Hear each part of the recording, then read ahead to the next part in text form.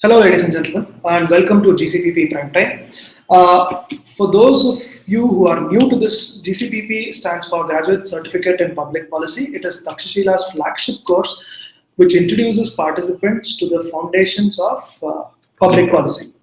Now, GCPP Prime Time is an attempt on our part to reduce the noise that we generally see on primetime television. It's grand in ambition, but we hope that we are doing it. We've started off with decent numbers, and we hope the numbers increase as the days go by. I have with me my colleague Anupam Manur. Anupam is an economist by training, and my name is Varun Ramachandra. I'm sorry, I did not introduce myself in the beginning. So we will be discussing the topic about Britain leaving or choosing to stay within the European Union. Well, the topic does sound a little overwhelming, but Anupam studied economics in Lancaster. Yeah, coincidentally, I did my master's in economics in Lancaster in the UK, and even then there was some noise on this, not far too much. But okay. So what we're doing today is we should actually care about what the whole situation is.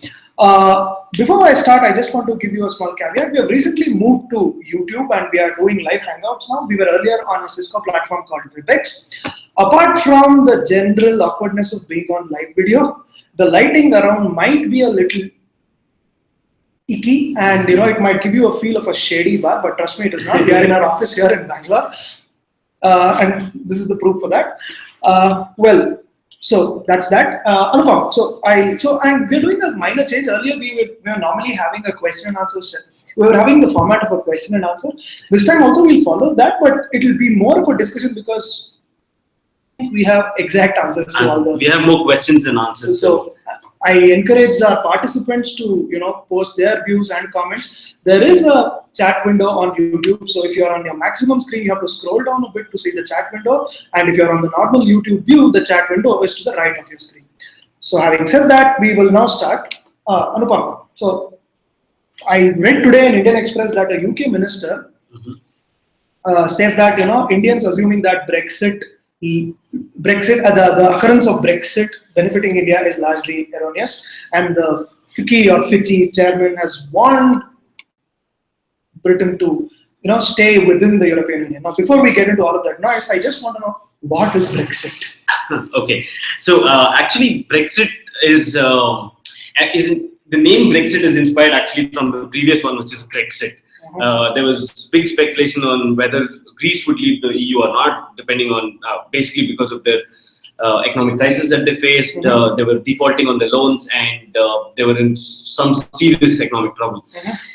But at the last minute, I think IMF and the European Central Bank stepped in and basically saved Greece and gave them an extension of loan, did some other fancy stuff that central banks usually do, and Greece stayed on. Stayed on in the European Union and in the euro currency. Okay. However, Britain is in an entirely different scenario. Okay. So the names are similar from Brexit to Brexit, but the situations are entirely different. Britain is in a much more sound footing, as in it's not in any kind of economic crisis yet.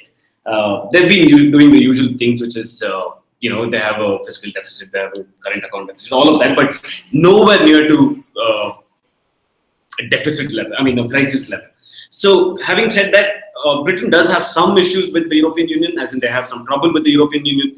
There are a lot of people within the EU who believe that Britain can do much better if they're on their own and away from the European Union. The benefits we'll speak about later, and whether it really holds water or not, but this is the main argument put forward for Britain to leave the European Union. Okay, I want to interject that. Now, when you say Britain leaving the European Union, as far as I know, Britain is not in the Eurozone. So what is this European Union-Euro conflict that exists? That's it's quite confusing for anyone outside outside Europe. We know you're in the UK, but yeah. So it is quite confusing, but essentially there's a European political and monetary union, and which is largely named as European Union, right? And in this European Union, there's about 27, 28 members, and these members have certain benefits in terms of trade, in terms of how movement of labor and so on.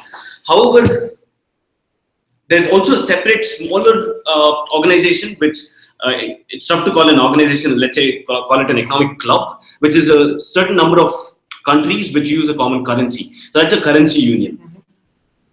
This is where they use European, which is where they use euro. So Britain is actually does not use the euro. It uses its own currency, which is the pound sterling, and they're on the periphery. Like there are some other European countries which do that also, like Norway and Denmark, which don't use the euro, but they're part of the European Union in terms of trade and labor migration and so on. Interestingly, let me just, if I can divert for just 1 second.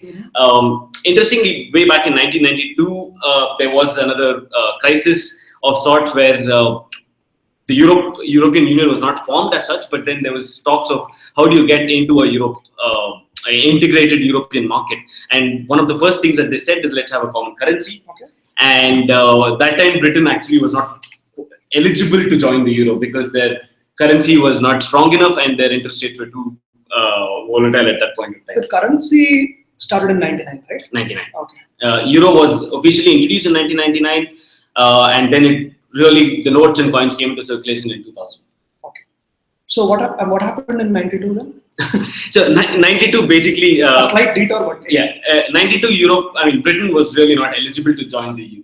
So the members of the European Union or whatever back then had come up with a set of criteria for each country to join, and one of it was that the pound should be trading in some particular bandwidth with the Deutsche Mark, which is Germany's currency. But it was found that the pound was actually devaluing at a very quick rate and they couldn't really stay up with the Deutsche Mark. And that was because of the trade and so on and so forth. And there was one particular interesting scenario is where George Soros, the guy who's generally labeled as the man who broke the Bank of England, he made a massive bet against the Bank of England and basically the entire Bank of England lost to his Let me interject you there. Folks, I think reading about George Soros is a fascinating exercise, and I strongly recommend all of you to read about George Soros. Fascinating character and a fascinating point in British history and world history for that matter. Before I go to the next question, I would encourage our listeners to tweet at us with using the hashtag GCPP Primetime or use the YouTube chat window to share your comments, views, comments about bad lighting, if there are any, or anything of that sort. Or at any point, if we make mistakes, please feel free to point it out. I'm sure there will be a lot of opportunities.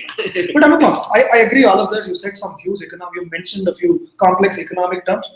Why should any Indian care about this? Or should we care at all? I think really, let's get to why Indians should care before. But just before that, let's see what is the impact on Britain as such. Because if Britain is going to leave the EU, then there must be some kind of consequences on Britain. And then let's quickly talk about that before we go into how or why Indians should care. And I think that's, of course, the major reason why we are doing this, or the major reason why anyone has joined us, if at all. So Britain, now, of course, anything like this, economists, are really bad at predicting things. Right? The old adage which goes on that, God created economists to make weathermen look good. It just shows that we are really bad at predicting stuff.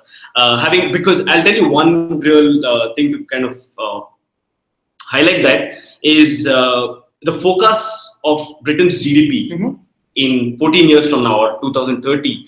It ranges from about 1.6 plus 1.6% to minus 9% from today, right? So that's a huge range, which means that people really don't know what the impact of Brexit will be on overall GDP and so on. Having said that, there are certain issues that we can clearly see, which is trade. Britain trade with EU will definitely suffer. I mean, there's no two words about it. Right? Especially with regard to trade, I have a question. So if India, I'll say India, we'll come to India in a minute. Say for example, a country like say Namibia, I'm just making this up. If Namibia gets into a trade agreement, a free trade agreement, if you will, with Britain, does that free trade agreement hold with the EU also? And vice versa, if Namibia has a trade agreement with a European nation state, say like the Germany, does it hold true even in Britain? Are you asking in the present scenario or after Brexit? Currently. So currently, it's actually quite tricky. So if you have a trade agreement with, let's say, Britain, or let's take Germany, what it essentially means is that you have a trade agreement only within Germany. It doesn't apply to the rest of the countries. Okay, it is a unilateral trade. However, I just want to interrupt. Now, if that doesn't apply, what do you mean by Britain is a part of the EU? Britain is, but an outsider will have different trade agreements within with different countries within the EU. Okay, right? sure. But the big advantage as of now for any country to have a trade agreement with a particular member of EU is that once it reaches European shores, once it's in European shores, it can easily be sold anywhere within Europe. So don't think of terms as only buying and selling of goods, but let's think of terms as trade as, let's say, Indian company who goes into, or Namibian company who goes into Germany, sets up a factory, right? And then starts producing goods there in that factory. Now, once it gains entry there, and that can be part of a trade agreement, once it gains entry there, then they can sell their goods, which is produced there, to all of European countries without any barriers, without any trade barriers. So that is a big advantage that is there. With the European. However, if there is a Brexit, and now Indian companies which are already producing in Britain, for example, they cannot sell to the rest of Europe as easily as they're doing it now. Right? Okay. You have trade barriers. Right. That again, coming back to this, and I think trade will be a recurrent theme. I mean, even later when we get on to India, the biggest mistake that people who are campaigning for Britain to leave EU. The biggest mistake they're making is that they have not in any way possible tried to design the future of its arrangement, Britain's arrangement with the EU. Okay. So there is no trade. Sorry, correct me if I'm wrong. So they want to leave, they're making a campaign to leave or join, and they don't know what they'll do after whatever happens. Yes. Which probably indicates that most of them think they're going to stay with the union. Perhaps, I'm not sure. Again, I do not want to get into the prediction of the outcome of the referendum at all. Right. So the referendum is on 23rd, and 23rd of June. It's quite close by, which is why the campaigning is quite hectic. And I don't want to really speculate on the outcome of that at all. Okay. But well, to be honest, that's for the citizens of Britain to decide. Yeah, it's not our problem. So the thing is that they have not really thought about what will the future be. Really, ideally, they should have thought about some kind of arrangement with the EU in terms of what will be the future if Britain leaves. You know, have some trade agreement in place, at least backdoor channels. You can't do it openly. But I don't think anyone has any concrete idea of what's going to happen if Britain leaves EU. And much hinges upon that. The consequences, much hinges upon what will be Britain's future trade agreement with the EU. So if they somehow manage a free trade agreement, that would be great. I mean, I think that would be the best scenario for. Look, although this is a slight data, I would like to ask this. Obama recently visited Britain, and he literally warned the British not to leave the EU because he said that a free trade agreement that Britain probably assumes may not happen with the US. Now, we'll not comment on whether that is true or false, but are there complications in getting a free trade agreement between nations? Definitely. I mean, it's not an easy thing. India, for example, has been trying to get a free trade agreement with Europe for quite some time, and it's almost dead on arrival at the moment. It's just nothing is moving forward because there's just far too many complications. It's just they're trying to come up with a trade agreement is really not that easy. I mean, you put the best diplomats on the case, and yet you will not achieve a result quite often. Interestingly, South Korea and Canada both have free trade agreements with the EU. With the EU, with the EU as a whole, and Britain would try and emulate that. However, it should be noted, and this is quite a big point, that both of them, as of now, have trade agreement only with goods. Right? Goods. So most services are left out. That's the first thing, and that would be a big dent for Britain because Britain's biggest export rather is financial services. Right? So the city of London will be in serious danger if that happens. Right? The other thing is, of course, migration, but we'll come to that slightly later on. And it still can't escape non-tariff barriers, right? Even if you have a free trade agreement, it's only tariffs that are discussed. Non-tariff barriers will not be. Okay. All right, Anupam, I think enough of Britain. Enough of Britain. Yeah, let's come back to what impact does this have on India, right? Okay. So I will broadly structure our next 25 minutes of conversation into three buckets. Okay. One is with trade. Right. One is with regard to capital flow, the flow of money in and out of India, and on migration. All right. Okay. Now, with respect to trade, you touched upon this aspect. let us put two scenarios here, right? Say, assume Britain leaves the European Union. What trade impact does it have with India? Because I'm saying this because Prime Minister Narendra Modi also recently said that Britain is the window that India has to Europe. Yeah. Probably slightly hinting that Britain should stay within the EU. Yeah. Let's not, I mean, we are almost bordering on guessing games here, but let's not get into that. But what impact does it really have on India if they leave? And we'll subsequently come to the question if they choose to stay. Yeah. In fact, interesting that you raised that. In fact, there was some diaspora which has been urging Prime Minister Modi to have a strong word with David Cameron and ensure that all that Britain can do to stay within the EU. Okay. So they really believe that it is in India's interest to stay with the EU. Okay. However, I think we'll be taking a slightly different course today. Okay. And also one more small thing, right? Since you are also an economist, let us the entire theme of the conversation, we can say that it is short term, or it is with respect to short term or the long term. Okay, is that fair to do that is the most important thing, and I think a lot of commentators have missed that out, right? It is very important to note that today's discussion will largely be focused on the medium to long term. Okay. The short term, there will be pain for everyone. Any kind of economic transition, there will be pain involved. Transition from a state-owned economy to a market economy, transition from government-controlled price system to free market, as in market. And benefits or losses tend to accrue over a period of time, right? Absolutely. But what do you mean by medium term or long term? So medium term can be medium to long term is anywhere between 10 to 15 years. So we're looking at 2030 as a lot of the predictions tend to happen around 2030. So that's a good indication. So for the next 3-4 years, I would definitely say that 2030 as in the year 2030? Yeah, 2030. Sorry. In the next 3 to 4 years, I would imagine that British GDP will go down. India's trade with Britain might go down, or probably will go down. India's FDI inflows into Britain will go down. FDI's inflows into Britain. Into Britain. So India is a investor in Britain in that sense. Massively. Okay. In fact, just as a side note, we'll come to inflows later. But since you asked that, Britain, the third largest investor in Britain is India. That is news. Yeah, and Britain is basically, it does rely heavily upon foreign investment, foreign direct investment. It's also let's get back to that later.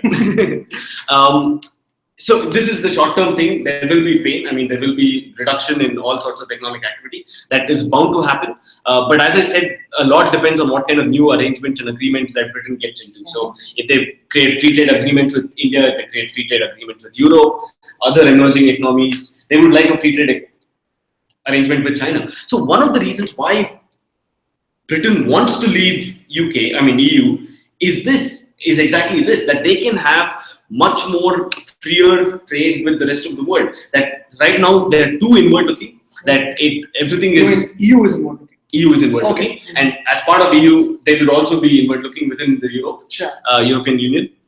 And that as well, apart from that, right now the regulatory hindrances of EU, European red tape is immensely known for being a big hindrance to business and society. So one of the reasons why UK wants to get away from EU is exactly this, that they can have freer trade negotiations with the rest of the world. So if they succeed, well, kudos to them. But now that leaves us with EU, right? And a lot of people think that if the window to EU leaves the main structure, what happens between India and EU now? So I think one of the things is a lot of people have said that Britain is a gateway to Europe, right? And presently it is true. It is a gateway because we're just very comfortable with the rules and regulations, with the legal aspect, with language, of course, never forget that. And shared history. Shared history, of course. And then there's, of course, Indian restaurant in probably every other street in Britain. I've been to small hamlets and villages in Britain where you find an Indian restaurant and the Chinese restaurant, but not really a British, food. If I'm not wrong, chicken tikka masala is supposed to be the national dish. So, given all of that, we of course find it very easy to enter Europe through Britain, and that's really easy. However, if Britain does go away from Europe, India would be forced to make forge new relationships with other member countries of Europe. And I think that is essential. That is actually, it would work out in our favor. We'd now be forced to start talking to Germany and Netherlands and start having free trade agreements. Strong economies in their own right. And absolutely, Germany is probably stronger than Britain, right? And we have been losing out on many of these opportunities because we are so happy and comfortable with Britain. So now we might be forced to have one big trading partner within Europe, through which we can enter into the bigger European Union. I'll throw a hypothetical situation now, right? Say, for example, Britain has left the EU, right? And we have a free trade agreement with Britain. And say we somehow, through some sorcery, we get a free trade agreement with Germany. Right. I think it's beneficial to India both ways, right? But I mean, with the EU and the Britain. However, what if Britain leaves the EU and starts becoming inward focused? Say something like Japan, although history suggests it may not happen, but the fact that they want to leave a union says that they want to be alone. Now, what Britain, for all its worth, has been one of the most open countries towards immigration and things like that. But what if Britain starts to focus inwards? They have problems of their own, but wouldn't that impact India adversely? Europe has been famously inward looking, and it will continue to be so. But if Britain also chooses that path, wouldn't trade be hurt? Frankly, I don't think so. And this goes back to some parts of like international trade and relations. Britain, by definition, is a small island country. Yeah. And for it to survive, and there are characteristics of how a small island economy should behave. Yeah. And the only way for that kind of economy to behave is to go all out in terms of trade, in terms of getting foreign investment, in terms of investing elsewhere, getting the profits back, and so on. So, and again, history suggests that Britain will not be closed. That is one aspect of it. Secondly, as I previously mentioned, one of the explicit reasons for Britain to leave EU is so that it can have better trading partnerships with others. Right? So, I frankly don't think that we can see a scenario where Britain becomes I'm tempted to get into the politics of the whole thing, but I will refrain from doing so because neither of us have the capability to talk about it. But based on some reading and following news on this, there is huge debate about what's happening. But we will not get into that. But I would encourage our listeners to share things that they find out about the whole thing. Anupam, let's switch gears now and let's talk about capital flows. I'll be very honest. I know that trade is an important aspect of any economy or a relationship between two economies. Now, what will happen to the flow of money? This is my naive assumption here. There is euro, there is Britain anyway, so capital flows continue to happen the way they are happening right now. Am I wrong in that assessment? So there's a couple of things that we have to look at, right? I mean, essentially, when we speak about capital flows or FDI, foreign direct investment, India will have to look at it, and I'm going to talk from India's perspective. Okay, right? Yeah, that's what we're here for. Yeah. So India will have to look at it from inbound and outbound, right? Can you explain that? So basically, foreign capital coming into India and foreign capital going out of India. Okay. So foreign capital coming into India should not be troubled at all by any of these developments, because if British people are investing in India, they will do so whether they're part of EU or not. Okay. So, and Europeans, any other Europeans, unless the exit causes huge economic turmoil. Yeah, right? But that is a possibility. Absolutely. Absolutely. Yeah. So in the short term, there's a possibility that flows into India might be affected. Might be affected if it causes massive economic turmoil in the short term. And there are serious speculations that it will. So there are a couple of things that will happen. European pound sterling will devalue most definitely, and so will the euro against the dollar, which means Indian rupee will strengthen against both of them. And it has been strengthening, by the way. Yeah. India from I think 82 to 69 against the euro. India has strengthened against the euro and pound sterling separately. So that will happen in the short run. There will be all these consequences. But I'm again looking at 7. But that is like most of this, it is speculation. Right? It is speculation. But currency turmoil will be there. You can take it for granted. For a change, an economist is making a forceful statement such as this, and not just using maybe, perhaps. I really want to crack a joke, but I'll refrain from doing it. So that is, currency turmoil will be there, and other things really. We have to see how it goes. Okay. Anything with respect to capital inflows that I'm not touching upon here? So I think inflows will happen irrespective of whether Britain stays or not Into India. Okay. But more importantly is the outflows. What about India's investment in the EU? Is there any investment at all? Oh, so Netherlands, for example, we have a very strong. Strangely enough, we have a very strong kind of investment into Netherlands, and that's largely. It's not very strange. It's largely because of Netherlands' tax structure, tax regime. So they've got a very easy tax regime, which is why. So FDI from India, a large part of FDI from India outside goes into Netherlands. I'll ask another basic question. Okay. FDI is if I buy a house in UK, is that FDI? No. What is FDI? So it's productive assets. So when you buy productive assets, that's FDI. So when you set up a factory, for example.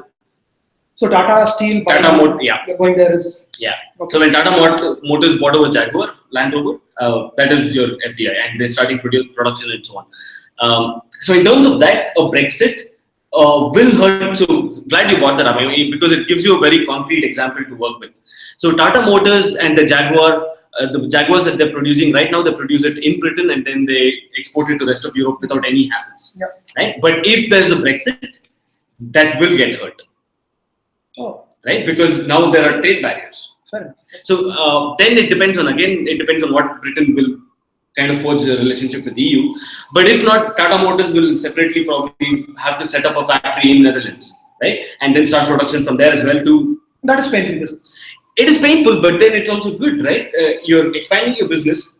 I mean, you're forced to do it, yes, but you're expanding your business. And you had access to these markets. You had access to these markets, sure. Okay, again, short term, long term. Yeah. If you look at that, in the short term, probably it means more investment from the firm.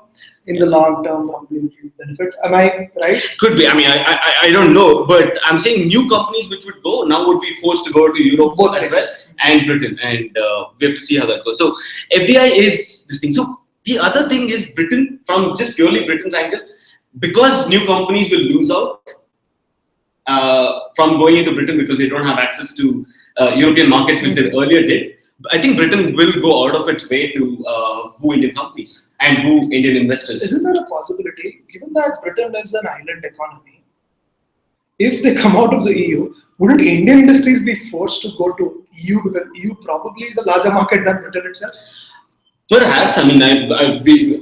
Of course, subject to India striking a deal with the EU, which has been quite painful in the... No, because if Britain comes out and it is an island economy, what's the point of Indian firms setting firm there? That's one of the main reasons why Fitchi chairman also made the comments that he did.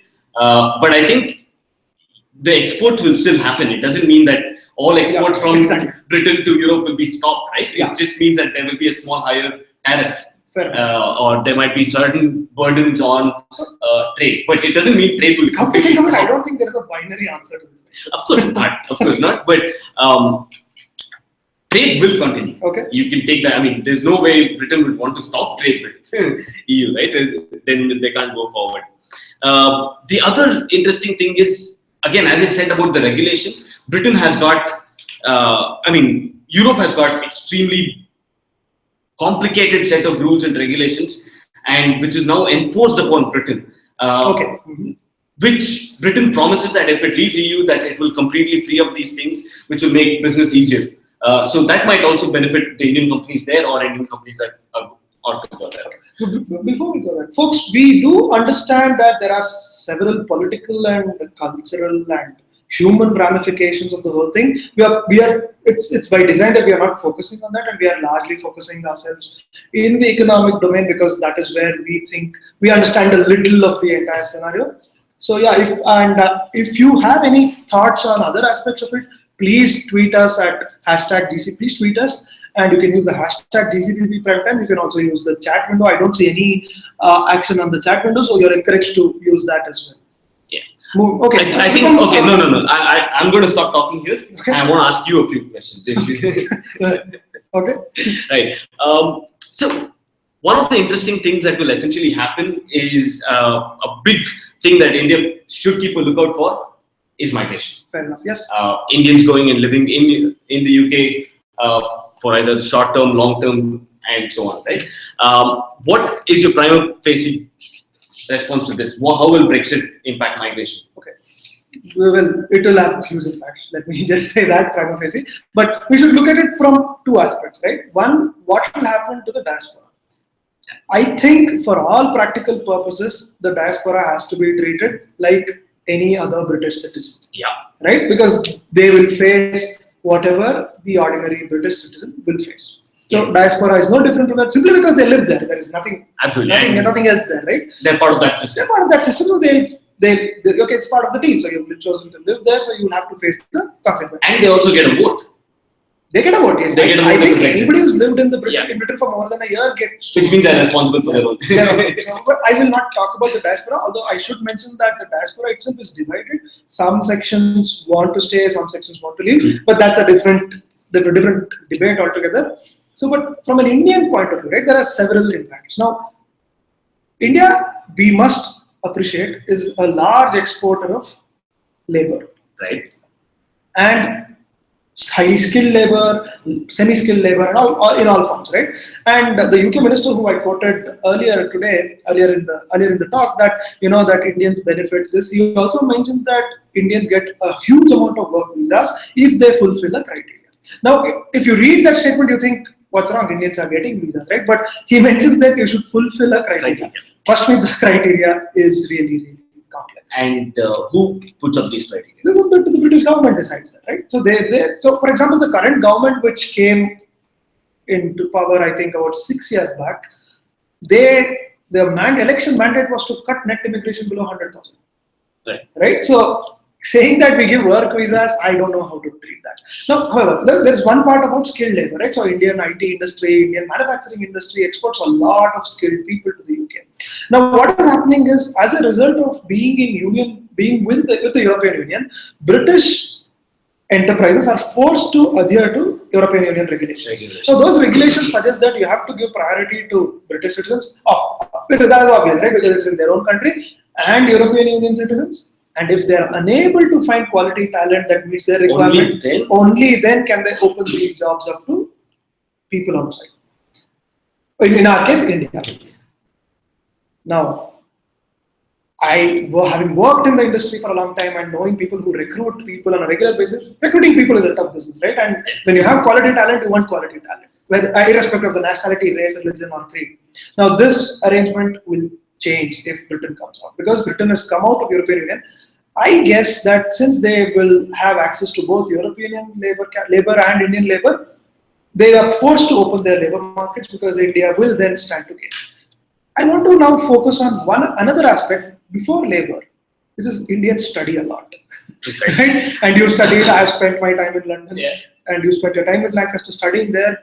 So it must be noted, right? Since the current government has come into force and they've removed what is known as the post-study work visa. Post-study work visa, folks, was a visa regime where Indian students or any foreign student, after their post-graduation, could stay in UK with or without a job for 2 years and hunt for a job, subject to certain financial conditions which most people would meet. Yeah, essentially it was because that they know that you're paying a bomb for the course that you're doing, and they want to just give you an opportunity to win back or earn back that much money so that you can pay back the student. If I'm not wrong, you stayed in the UK? Yeah, for 2 years. Let's never get into what we did. Okay, sure. Okay. So now what has happened is, from a purely higher education point of view, the share of international students is coming down massively in Britain.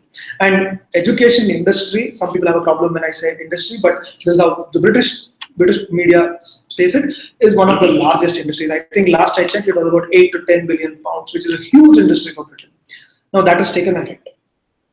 That's largely because when a student travels to the UK, accessibility to funds is a very important factor, right? So for example, for a long time, a lot of advanced Western European economies had free higher education even for international students. Yeah, even now. I mean, some of them have rolled back that thing. But so what has happened is, because the European Union imposes strict conditions on giving priority to the citizens of the European Union, a lot of these scholarships or these positions are first filled by European Union students, and then they're opened up to Indians. I think even the fees are entirely different, right? For an Indian student or international student versus a British and European. Massively different. Again, it's double, if I'm not mistaken.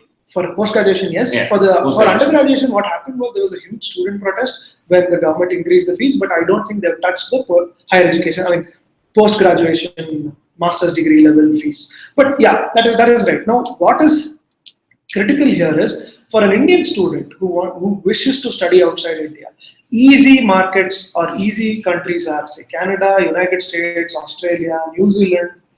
Yeah. Unfortunately, in the current visa regime, European Union is attractive, but European Union, you don't get jobs in the European Union as much as you do in Britain because of the language issue. Now, Britain stands to gain a lot by if quality Indian students move there.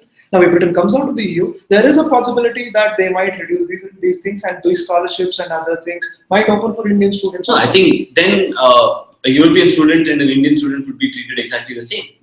I don't think that will happen. No? I hope it happens though. I mean, from an Indian standpoint, why not? If they have left European Union, then they have no incentive to carry on with this subsidized rate for Europeans. It will be international fees for everybody. Or it might mean scholarships for everyone also, right? Anyway, one of the primary reasons why the United States, Australia and other countries are attractive is because of the friendly visa regime with respect to work visas post-year education. That will drastically change. It will change drastically or not, we should see. But I think with this regard, in the short and the medium term, or for that matter, long term, with respect to migration, I don't think we should talk about long term because it actually depends on the whims and fancies of the ruling government and the narrative at that point in time. But I think in the short to medium term, with respect to migration, Britain leaving the European Union means more Indians can get into Britain, which is a good thing in my opinion because quality Indian talent working anywhere is quality Indian talent, and it means India stands to gain. Right. So absolutely. I think that is what I have to say about migration. But again, right, migration is also a tricky issue with the refugee crisis and all of it. Based on whatever I see, it is again right because the refugee crisis is a different. That's a different beast altogether. But I think highly skilled migrant workers, be it Indian, Pakistani, or any other nationality, I think they should be treated the same.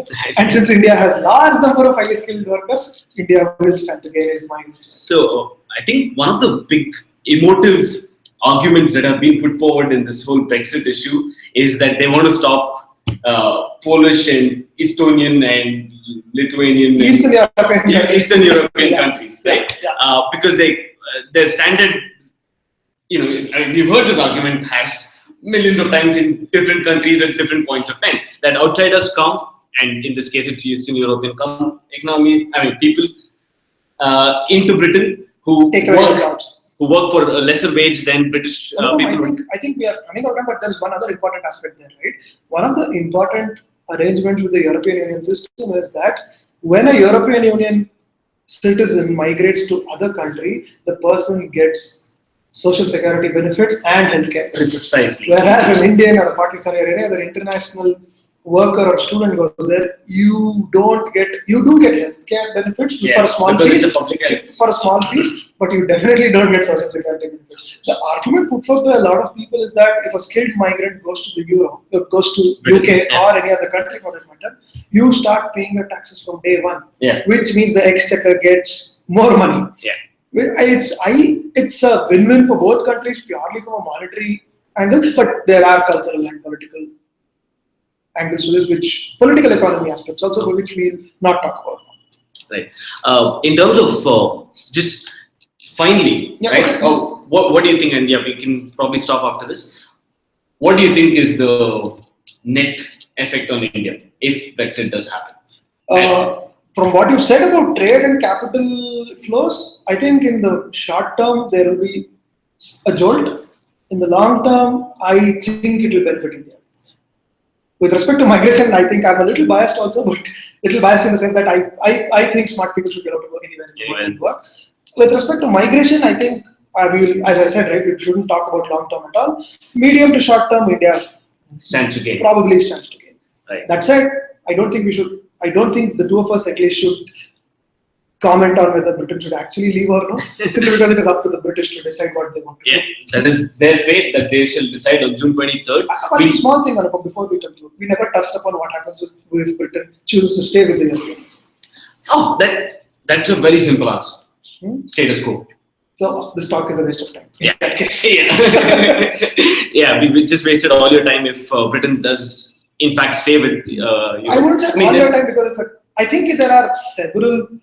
It's a complicated narrative and a complicated story, and I encourage news in the British media, especially. Some of the debates are hilarious. Yeah. Truly #first world problems. And some of them are a reflection. I mean, you have nationalist debates, you have UKIP going really crazy about things, Nigel Farage and so on. And then, one of the interesting things that will also happen is if Britain does exit EU, I know we're going beyond time, but if Britain does exit from EU, there'll be another Scottish referendum in all probability.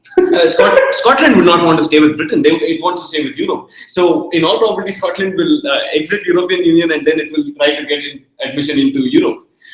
Even that, I think. Yeah. So once again, so if say we are now completely into realm of political gossip / fake scenario building things here, but I want to clear fantasy. If Brexit happens, Scotland referendum might happen. Since Scotland wants to stay with the European Union, it will probably vote itself out of United Kingdom, which means it is not United Kingdom anymore. England, Scotland, Wales, and other things might be separate countries. So what? In 45 minutes, we've just broken up Kingdom, the British Empire, or what's left of it. We can seek vengeance. Anyway, I think on a serious note, I think it's a complicated debate, and it is fascinating to see how political debates happen across. Sometimes we are too held up in, too worked up or held up within the internal debates. So I would strongly recommend people to read on this, especially in newspapers like The Guardian or The Economist and others. They have fascinating debates. Though they've all taken stands, it's really nice. I think what I understand is the complexity of the debate remains, right? Yeah. So it makes for a fascinating read, and I hope you enjoyed our discussion today. We tried to change the format a little, but I think we ended up doing the same thing. Because I speak too much. That's a problem with everybody at Takshashila. So bad light notwithstanding, thanks folks. Thanks a lot for joining us today. We will come back next week with another new topic. I promise you there will be no noise in the debate. People will ask your permission before they interfere.